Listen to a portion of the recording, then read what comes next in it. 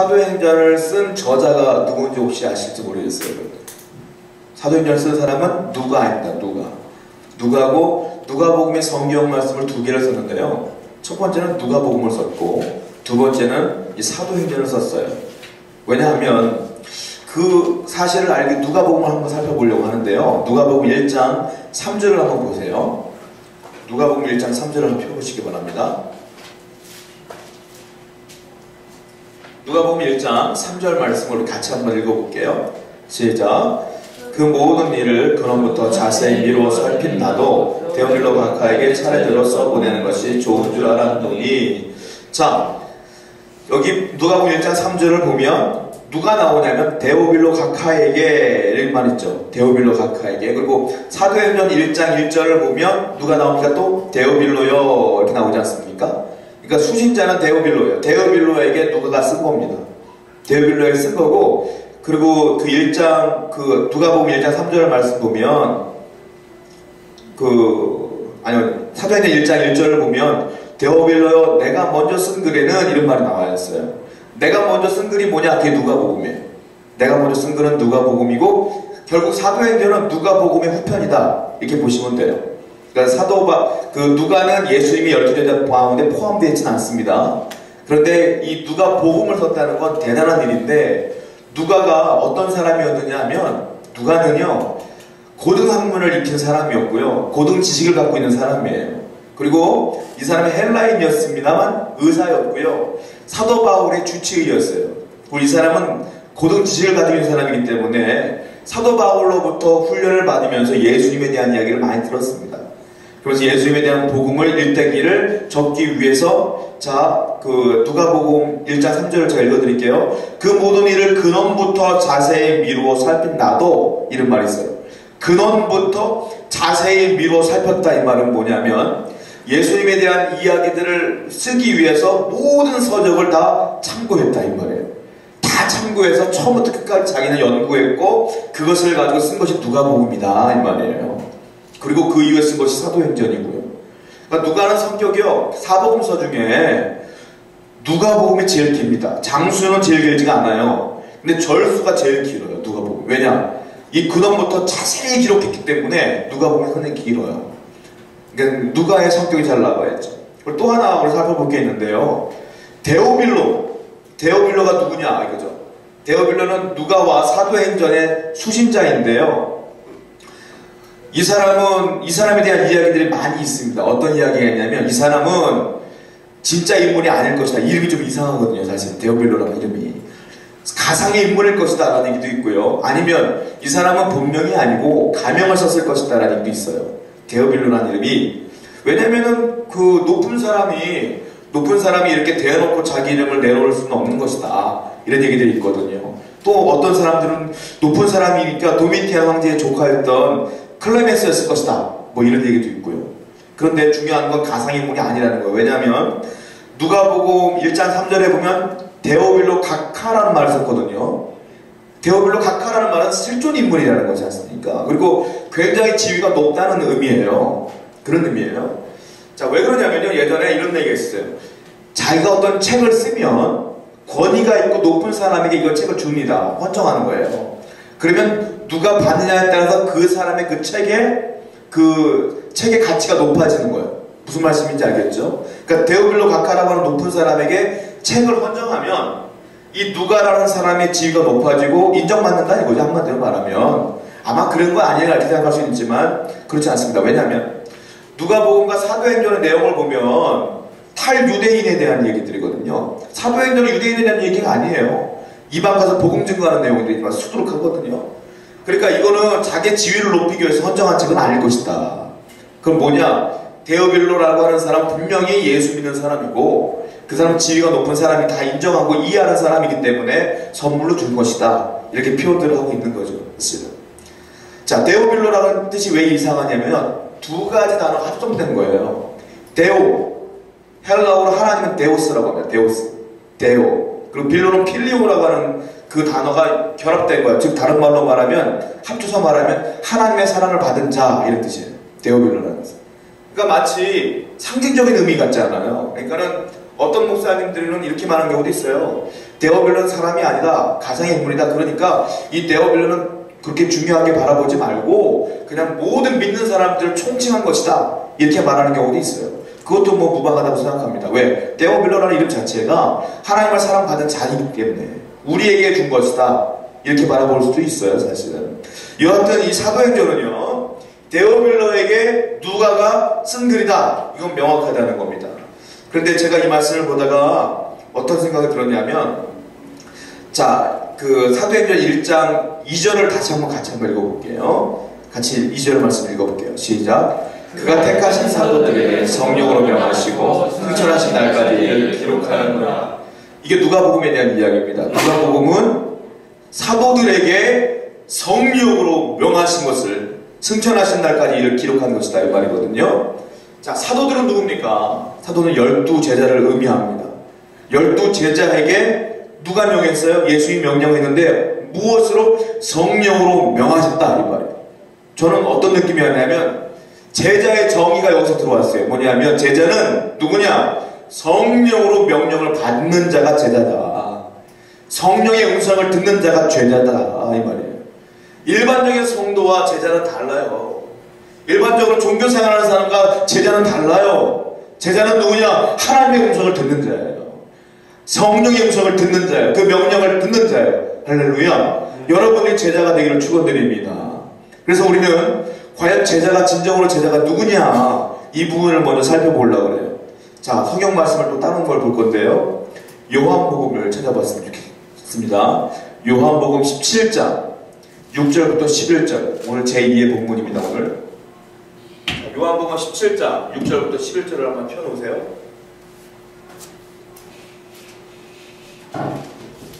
자, 요한복음 17장 6절부터 11절 내용 가운데에 우리가 과연 제자가 누가 제자냐 이 부분을 한번 살펴보려고 합니다. 먼저 우리 그 6절 말씀 같이 읽어보겠습니다. 요한복음 17장 6절 시작. 세상 중에서 내게 주신 사람들에게 내가 아버지의 이름을 나타내나이다. 그들은 아버지의 이름을 주셨는데 내게 주셨으며 그들은 아버지의 말씀을 지켜왔나이다. 자, 보세요. 세상 중에서 많은 사람 중에서 내게 주신 사람들, 내게 주신 사람들.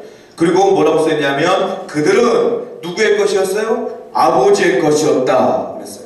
그런데 그들을 하나님이 내게 주셨다. 예수님 말하는 겁니다. 예수님께 주셨다. 그거예요. 즉 제자는 누구냐? 또 9절 한번 볼게요. 더 구체적으로 나와 있습니다. 9절 시작. 내가 그들을 위하여 비옵나니 내가 비옵는 것은 세상을 위함이 아니요 내게 주신 자들을 위함이니이다. 그들은 아버지의 것이소이다. 그들은 누구 것이라고요? 아버지의 것이로소이다. 아버지의 것이었는데 내게 주신 거고 결국은 그들은 아버지의 것이다 그래. 누구를 말하는 거냐? 제자를 말하는 거예요. 제자는 누구냐? 소유권이 내게 있는 게 아니라 하나님께 있는 걸 믿는 자예요. 나의 소유권은 내게 있지 않다는 거예요. 내가 가지고 있는 모든 것, 내 인생, 그 소유권 모든 것이 하나님께 있습니다. 고백할 수 있는 사람이 제자입니다. 여러분들은 어떻습니까? 내 인생 내 거라고 생각하십니까? 내 인생에 대한 구체적인 플랜이 딱 있고 그대로 나가는 것이 내가 인생 잘 산다고 생각하십니까? 그렇지 않습니다, 여러분. 내가 인생을 계획을 아무리 할지라도 그것이 틀어질 수도 있고 그것이 안 될 수도 있는 거예요. 그럴 때 세상 사람은 절망합니다. 안 되기 때문에 내가 무능력한 걸 느끼게 돼요. 그러나 믿음의 사람 제자들은 어떠냐? 내 인생 플랜을 짜고 내가 열심히 기도하며 나가지만 그 모든 인생 가운데 생사화 복을 주장하는 건 하나님이십니다. 믿고 사는 거예요. 여러분의 인생을 주권자는 누구십니까? 하나님이십니다. 할렐루야. 이걸 믿는 자가 제자다. 두 번째 제자가 누구냐? 이 요한복음에서 나와 있을 때 보면 우리 8절 말씀을 같이 읽어보겠습니다. 17장 8절 말씀 시작. 나는 아버지께서 주신 말씀들을 너희에게 주셨사오며 그들이 연속을 하고 내가 소리로부터 저를 참으로 하오며 아버지께서 나를 보내신 줄도 믿사오나이다. 8절 말씀 뭐 이랬어요? 나는 아버지께서 내게 주신 말씀들을 그들에게 주었습니다. 하나님의 말씀을 예수님이 들으시고 그 들은 말씀을 그대로 내가 제자들에게 주었습니다. 이 말이에요. 제자 누구냐? 하나님의 말씀을 받은 자예요. 다른 말로 뭐 하나님의 계시를 받은 자예요. 즉 하나님의 말씀을 듣는 자, 그들이 제자다. 여러분들의 인생 가운데, 일주일의 삶 가운데 과연 하나님의 말씀을 얼마나 들으며 살고 있습니까? 내가 하나님 말씀을 듣지 못한다면, 하나님 말씀이 내게 임하지 않는다면 나는 지금 주님의 제자로서의 삶을 살지 못하고 있다는 거예요. 우리 교회는 성경 세 장씩 읽으십시오. 제가 맨날 그러잖아요. 그리고 큐티하십시오. 왜 그러냐? 말씀을 읽어야 말씀을 들어요. 말씀을 묵상해야 하나님께서 내게 말씀하신 게 느껴져요. 설교를 들어야, 예배 가운데 설교를 들어야 하나님 말씀이 들려요. 말씀을 사모하는 것이 제자의 첫 번째 조건인 줄 믿습니다. 말씀을 사모하자. 할렐루야. 우리 서로 인사해 봅시다. 말씀을 사랑합시다. 인사해 봅시다. 말씀을 사랑합시다. 어떤 일이 있어도 말씀을 먼저 읽고 여러분의 스케줄을 진행하세요. 어떤 일이 있어도 우리는 말씀을 등한히 여기고 내 스케줄을 먼저 할 때가 많습니다. 그건 삶의 우선순위가 바뀐 거 아니겠습니까? 성경 말씀 시간 많이 뺏는 거 아니지 않습니까? 하루에 한 번씩 꼭 성경 말씀을 읽으며 말씀을 사모하시길 바랍니다. 자, 또 어떤 사람이 제자냐? 한 번 더 찾아볼게요. 17장 8절 말씀을 다시 한 번 읽습니다. 요한복음 17장 8절 시작. 아버지께서 내게 주신 말씀들을 그들에게 주었사오며 그들이 이것을 먹고 내가 아버지로 나아를 주었사오며 아버지께서 나를 전신 좀 믿었사오며. 자, 보세요. 아버지께서 내게 주신 말씀들을 그들에게 주었습니다. 예수님께서 말씀하신 거고, 그 이후에 어떤 말씀이냐면 이런 말씀이었어요. 자, 내가 아버지께로부터 나온 줄을 참으로 그들이 압니다. 이거예요. 그리고 또 하나, 아버지께서 나를 보내신 줄도 그들은 믿습니다. 이거예요. 알고 믿습니다. 이거예요. 뭐를? 하나님이 나를, 아버지가 나를 이 땅에 보내신 것을 그들은 알고 있습니다. 그리고 아는 것으로 끝나는 것이 아니라 그들은 나를 메시아라고 믿습니다. 이 말이에요. 제자는 누구냐? 아는 것으로 끝나는 것이 아니라 예수님을 구주로 영접하고 믿는 자, 완전히 믿는 자, 이 사람이 제자다. 여러분, 아는 것 소용없어요. 옛날에 예수님 오셨을 때 예수님이 오신다는 것, 베들레헴에 오신다는 것 대제사장 서기관 다 알았어요. 그러나 누가 경배하러 갔어요? 목자가 경배하러 갔고 동명박사가 경배하러 갔어요. 왜? 그들은 아는 것으로 끝난 게 아니라 믿었기 때문에 그래요. 아는 것이 중요한 게 아니에요. 믿는 게 중요한 줄로 믿습니다. 지식과 신앙은 전혀 다른 겁니다, 여러분. 지식과 신앙은 달라요. 우리 교회는 양육반을 제가 하는데 성경 공부를 하지 않습니까? 성경 공부한다고 해서 그들이 제자가 되는 건 절대로 아닙니다. 제가 여러분에게 제자 훈련을 시킨다고 해서 여러분 제자가 되는 건 절대로 아닙니다. 어떤 분들은 정말로 그 말씀 하나하나를 믿으면서 제자가 돼요. 그러나 어떤 분들은 지식 습득으로 끝나는 경우도 많아요. 그 사람들은 제자가 아니에요. 여러분, 예수의 말씀, 하나님의 말씀을 읽는 것으로 지식을 쌓는 것으로 끝나지 마십시오. 모태신앙의 특징들, 교회 조직을 다 합니다. 주일학교부터 시작하여 작년부에는 조직을 다 합니다. 예배 시간도 다 합니다. 순도 다 합니다. 아는 게 중요한 게 아닙니다. 그 예배 가운데 하나님을 그리스도로 영접하고 믿는 게 중요한 줄로 믿습니다. 지식과 신앙은 전혀 다르다. 예를 들어볼게요. 어떤 사람이 비행기를 잘 만듭니다. 설계도를 만들었어요. 비행기에 대한 전문적인 지식이 있어요. 지식이 충만하죠. 그러나 그 비행기를 본인이 만들었다고 해도요, 비행기를 타지 않으면 어디든 갈 수가 없는 겁니다. 이게 지식과 신앙의 차이라는 거예요. 다른 얘기를 해볼게요. 어떤 사람이 농사를 짓는데 농사 비법을 기가 막히게 알고 있습니다. 이 땅에는 무엇을 심어야 되고 어떻게 갖고 와야 되는 거 다 알고 있어요. 알고 있으나 씨를 심지 않으면 열매를 얻지 못하는 거예요. 어떤 사람은 의학 지식이 있어요. 내가 이거는 여기에 좋고 이건 이거에 좋고 내가 이런 몸이기 때문에 이걸 먹으면 안 되고 다 알아요. 그러나 결국 의사에게 내 몸을 맡기지 않으면 건강을 책임질 수 없는 거예요. 이런 겁니다. 지식과 신앙이 다 이런 거예요, 사실은. 사랑하는 여러분, 내가 하나님의 말씀을 듣고 내가 알고 하는 것이 중요한 게 아니라 제자들은 알고 끝까지 믿었다는 거예요. 하나님이 여러분에게 주시는 모든 것들을 믿으시기 바랍니다. 예수님을 구주로 영접한 여러분들이 예수님께 내 길을 인도한다는 것도 믿으시기 바랍니다. 믿는 게 중요하다. 자, 성경 말씀 찾아볼게요. 이사야서 55장 6절부터 7절 말씀 한번 읽어볼게요. 이사야서 55장 6절부터 7절입니다. 이사야 55장 6절부터 7절 말씀이에요. 한번 읽어보세요. 시작. 너희는 여호와를 만난 때에 찾아가 가까이 이제 그를 보라. 악인은 그의 길을 불의한 자는 그의 생각을 버리고 여호와께로 돌아오라. 그리하면 그가 긍휼히 여기시리라. 우리 하나님께로 돌아오라. 그가 너희에게 용서하시리라.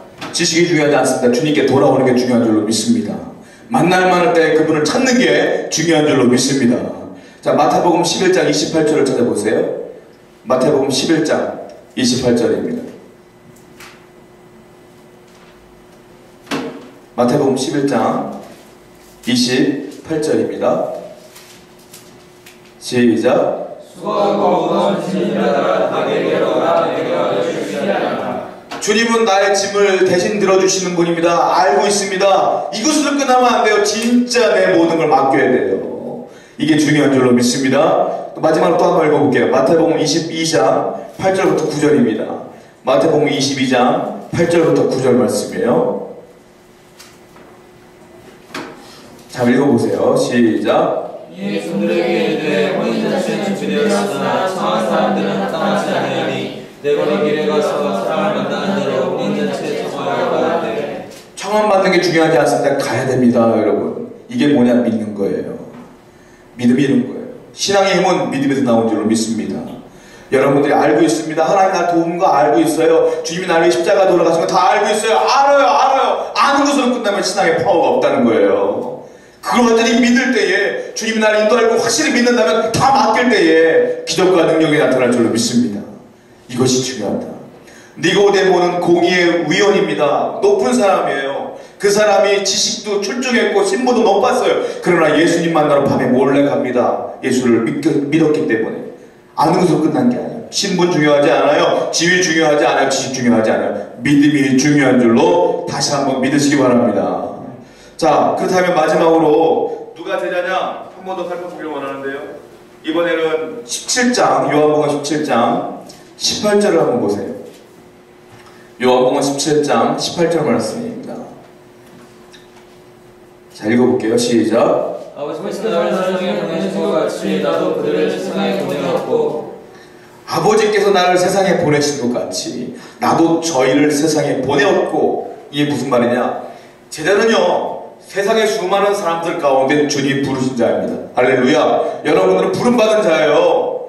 여러분은 귀한 자예요. 세상에 많은 사람들 가운데, 하나님을 알지 못하는 사람들 가운데 하나님이 너를 부른 거예요. 그 부름에 응답하여 아멘하고 온 사람들이에요. 그런데 여기서 끝나는 게 아니다는 거예요. 제자는 여기서 끝나는 게 아니라 어떻게 하냐? 다시 보냄을 받는 자예요. 부르심을 받고 다시 보냄까지 받는 거예요. 부르심과 보내심 두 가지가 있는 자가 제자다. 여러분들은 부르심으로 예수를 믿게 되었습니다. 이제 끝나는 게 아니에요. 이제 훈련을 잘 받아 믿음의 사람이 되어 어디로 가느냐? 세상으로 보냄을 받아야 된다는 거예요. 여러분, 항구에 가면 등대가 있습니다. 등대가 있어요. 등대가 필요한 이유가 뭡니까? 밤에 항구를 못 찾을까봐 빛을 보여주는 거잖아요. 그때 그 배들은 깜깜한 밤중에 빛을 보고 아, 요즘에 항구가 있구나 바라보면서 오는 거 아닙니까?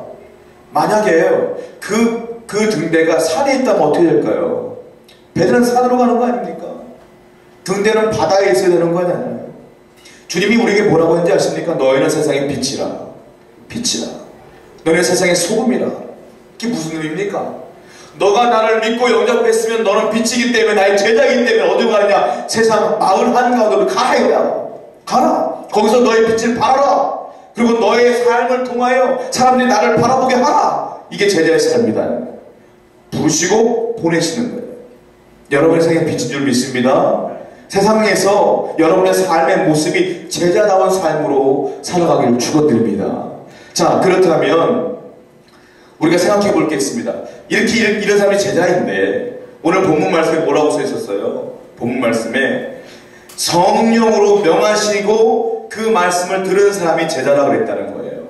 그렇다면 이 성령은 누군지 아시는데 성령을 어떻게 받느냐? 어떻게 성령을 받아야 되느냐? 본문에 나와 있습니다. 사도행전 우리 본문 말씀을 읽어볼게요. 4절부터 5절까지 읽겠습니다. 1장 4절부터 5절 시작. 사도가 함께 모이사 그들에게 공포하여 이르시되 예루살렘을 떠나지 말고 내게서 들은 바 아버지께서 약속하신 것을 기다리라. 요한은 물로 세례를 베풀었으나 너희는 맨날 믿으려 성령으로 세례를 받으리라 하셨느니라. 4절 말씀 보면요, 먼저 사도 함께 모여야 돼요. 모이고 그들에게 분바에 이르시되 어떻게 하라고요? 예루살렘을 떠나지 말아라. 성령을 받기 위해서 첫 번째 조건이 뭔지 아십니까? 예루살렘을 떠나지 말아라. 예루살렘이 무엇입니까? 성전이 있는 곳입니다. 다른 말로 말하면 너희가 성령을 원하면, 성령 세례를 받기를 원하면 성전을 떠나지 말아라. 교회를 떠나지 말아라. 세우는 교회를 사랑하시기 바랍니다. 성령의 기름 부심은 교회로부터 시작된다. 그 C.S. 루이스가 쓴 책 가운데 스크루테이프의 편지라는 책이 있습니다.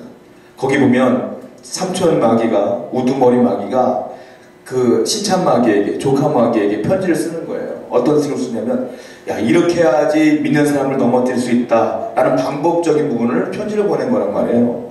그러니까 그걸 보면 우리가 아, 이렇게 사람들을 미혹하는 거구나 라는 깨달을 수가 있어요. 거기 이런 말이 있습니다. 우리에게 가장 큰 협력을 하는 그 집단이 있는데 그게 뭐냐? 그거 교회다. 교회가 우리가 하는 일에 굉장히 큰 협력자다 이렇게 말해요. 저는 의아하더라고요. 어떻게 교회는 사단과 정반대의 입장은 싸워야 될 존재잖아요. 근데 교회는 나의 협력자다 이렇게 얘기를 하더라고요. 왜 그러냐면 그 신입 마귀에게 이렇게 말합니다. 조카에 오해하지 말아라. 내가 말하는 교회는 십자가의 복음으로, 예수의 복음으로 똘똘 뭉치고 성령 충만하여 시와 때를 가리지 아니하며 쭉쭉쭉 뻗어나가는 복음의 깃발을 세우는 그런 교회를 말하는 게 아니다. 내가 말하는 교회는 복음의 능력을 잃어버리고 분열하고 별거 아닌 거 집중하고 본질이 아닌 것 때문에 싸우고 다투는 그런 힘을 잃은 교회를 말하는데, 내가 보니까 대부분의 교회가 다 그러하더라. 그러니 대부분의 교회는 우리 협력자다. 복음을 망가뜨리기 때문에 이렇게 이야기하더라고요. 여러분, 성령의 기름 부으심은 교회로부터 분명히 시작됩니다. 성경이 써있어요. 예루살렘을 떠나지 말아라. 근데 언제부터 교회는 힘을 잃었어요? 복음을 잃어버렸어요. 성령의 기름 부으심을 잃어버렸어요. 그냥 별거 아니고 비본질적인 게 집중을 다해요. 우리 세우는 가족 여러분, 우리 교회는 그러지 않았으면 좋겠습니다. 우리는 복음을 위해 살고 성령 충만함을 있는 그런 교회가 되기를 우리 중보했으면 좋겠어요. 그런 교회가 되기를 축원드립니다. 같이 노력합시다. 할렐루야. 그래야 된다는 거예요. 교회는 교회로부터 성령이 충만해야 된다는 겁니다. 왜요? 제가 얼마 전에 잡지를 보니까 외국인이 한국을 딱 올 때 깜짝 놀랐던 얘기를 쓰더라고요. 뭘 썼냐면, 한국에 오니까 뭐가 놀랐냐면 십자가가 너무 많다는 거야. 공항 주변에 십자가가 너무 놀랐다는 거예요. 근데 이런 생각도 들어요.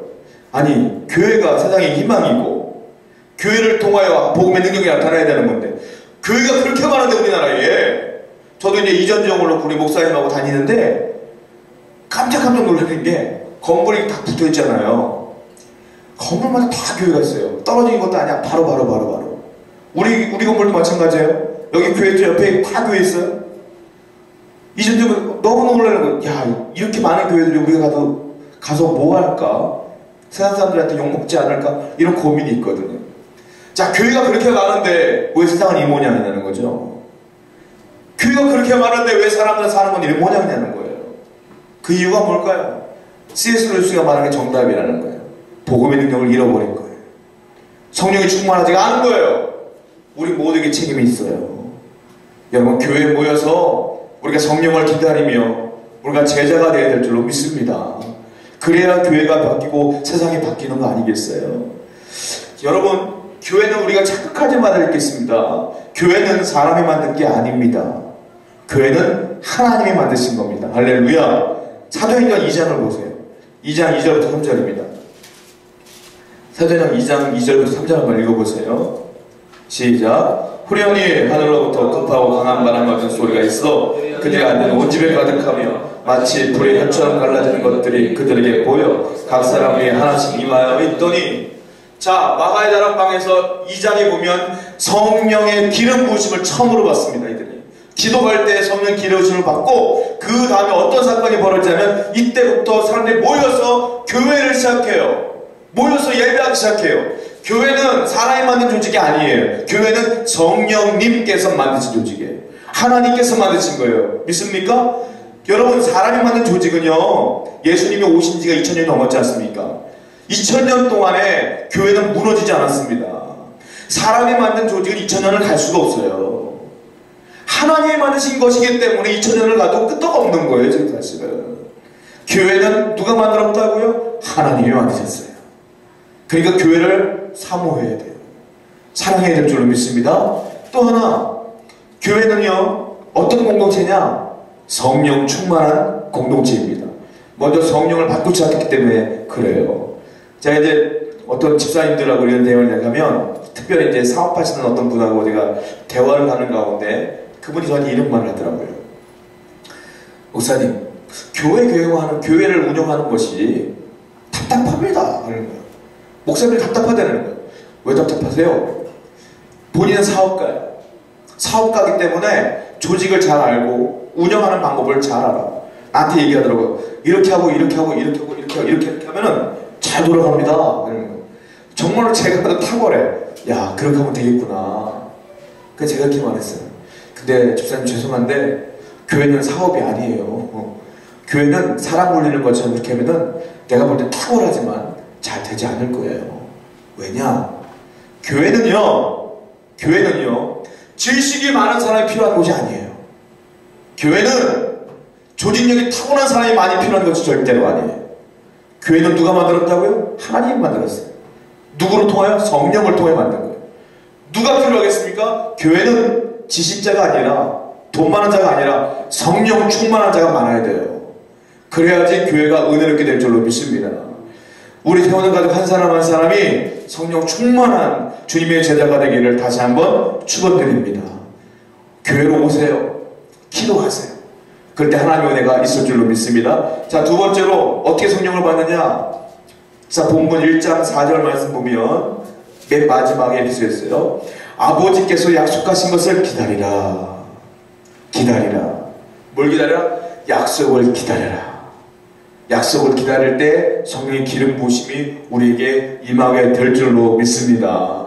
근데 놀라운 사건은요, 주님께서 이렇게 기다려라 말씀하신 뒤에 약 10일 정도 있다가 성령이 임했어요. 생각보다 길지 않다는 거예요. 그 기다림은 생각보다, 내가 생각하는 것보다 길지 않을 수 있다는 거예요. 여러분들의 믿음의 기다림은, 인내는 어쩌면 생각보다 길지 않다는 거예요. 그러므로 믿음을 가지고 잘 인내하고 나갈 때에 주님의 은혜가 여러분 가운데 차고 넘칠 줄로 믿습니다. 아멘. 다 같이 한번 우리 기도하도록 하겠습니다.